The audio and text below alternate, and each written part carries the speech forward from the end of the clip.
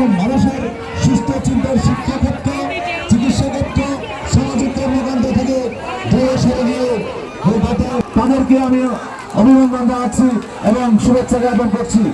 যারা এই টুর্নামেন্টে খেলতে এসে আজকে সাধারণ মানুষের মধ্যে যে আনন্দ বিনোদন, যে আনন্দ, যে উদ্যম, অভিনন্দন।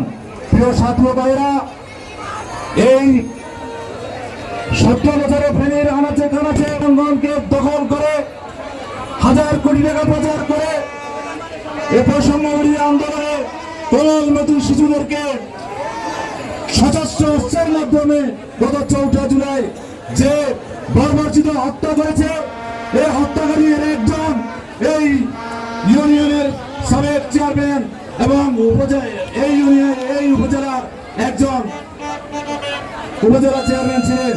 তার খেলা আমরা দেখেছি, 4 তারিখে আমরা ভিডিও করে রেখেছি। তার বিচারে ফেনীর মাঠে যাবে।